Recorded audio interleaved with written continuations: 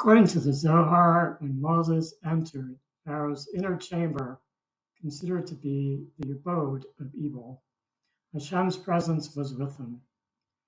This is drawn out from the translation of the word bo as meaning come to Pharaoh instead of go to Pharaoh. Because Hashem said to Moses in a manner of speaking, "Come with me into the abode of the serpent, and my presence will be with you when you confront Pharaoh." To some degree, what is written in the Zohar seems to imply that this inner chamber was actually a spiritual abode of darkness, as if Moses was brought face to face with the power of the serpent that sustained Pharaoh and all of Egypt. The only reason that this would be necessary is to break that power through God's might. Moshe may have also felt some trepidation about confronting Pharaoh within the court this time. Having grown up in the previous Pharaoh's court, he knew full well the level of spiritual darkness in the form of idolatry present within Pharaoh's inner chambers. The servants of Pharaoh were well skilled in the ways of darkness associated with their deities. Their so-called powers were not from God, rather their strength was dependent upon the Sitra Achra, literally the other side. This is why the Zohar refers to the Pharaoh's inner chamber as the abode of evil, for in the absence of God, there is only evil. May light prevail over the darkness of this world. For the confrontation between Moses and Pharaoh may be understood as a parallel to the battle between light and darkness on earth.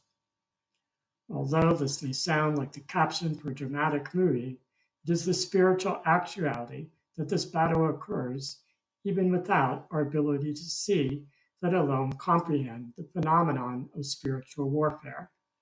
It is the battle between the godly realm and the Sitra Achra.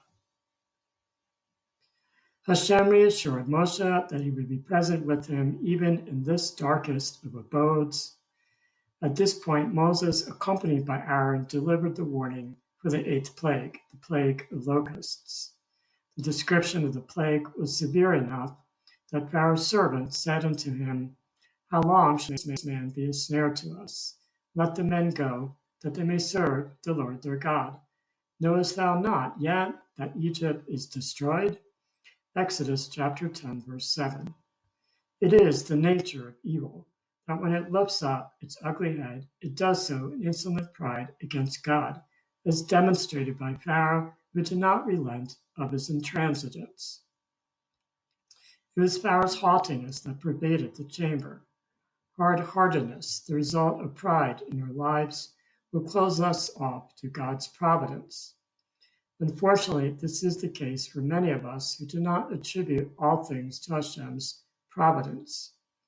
Rather, we see everything through the lens of cause and effect without acknowledging God's sovereignty over the events in our lives and those of the world. Rather than watch prophecy unfold before us, we prefer to make predictions of our own. We should not speculate, though, and we should let God run the world. Moreover, we need to seek God for guidance in our own lives and recognize that we are not able to control the circumstances nor the outcomes of situations in our life. We need to let go and let God and focus on the spiritual light that He provides as our sustenance.